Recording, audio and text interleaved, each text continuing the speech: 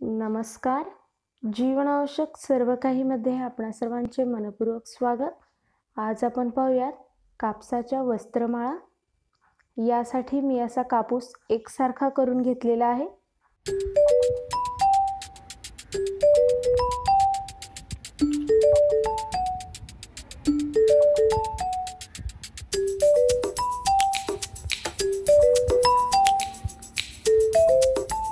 मी अशा प्रकारे एकसारख्या वस्त्रमाळा छोट्या छोट्या 2-2च्या करून घेतलेल्या आहेत.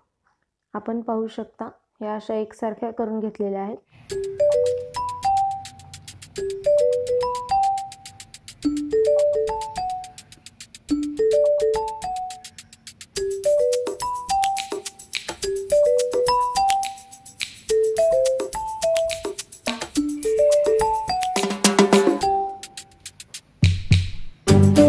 हे मी अशी एकसारखी फुलं बनवून घेतलेली आहेत. यानंतर आपल्याला लागतील वस्त्रमाळा. यासाठी मी अशा माळा करून घेतलेल्या आहेत. आता आपण ह्याला हळदी कुंकू लावूयात.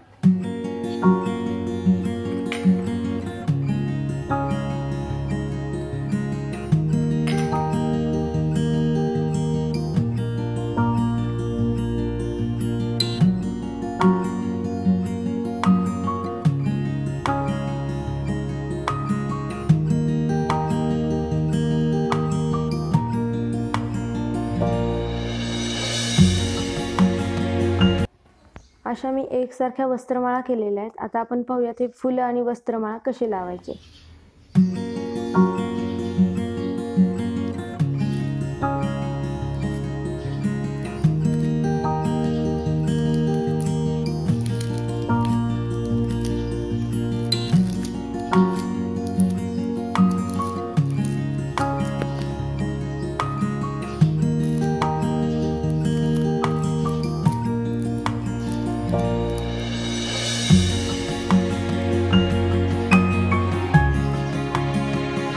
वस्त्रमाळा आणि कापसाची फुलं चिटकवण्यासाठी फेविकॉल किंवा गमचाही वापर करू शकता. याने लवकर होईल.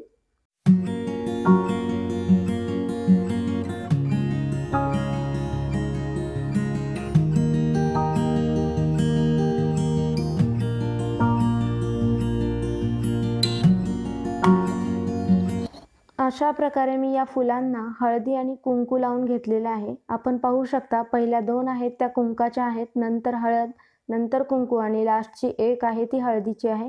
अशा प्रकारे हळदी कुंकू लावायचे. या माळा जर आपण गणपतीसाठी करणार असाल तर त्या अशाच कराव्यात, परंतु जर गौरीसाठी करणार असाल तर याला खालून काहीतरी पुठ्ठा सपोर्ट म्हणून देणं गरजेचं आहे. म्हणून मी हे असं गोल आकारामध्ये पुठ्ठा कापून घेतलाय. हे पत्रिकेचा कागद आहे. याला चिकटपट्टी किंवा फेविकॉलने चिटकवायचे आणि हे फुलाच्या पाठीमागच्या साईडला लावायचे. हे ऑप्शनल आहे. तुम्हाला जर आवश्यकता वाटत असेल तर असा कागद लावावा. व्हिडिओ आवडला असेल तर लाईक करा, शेअर करा आणि अशाच प्रकारचे नवीन व्हिडिओ पाहण्यासाठी चॅनलला सबस्क्राईब करा. सबस्क्राईब करणे फ्री आहे. धन्यवाद.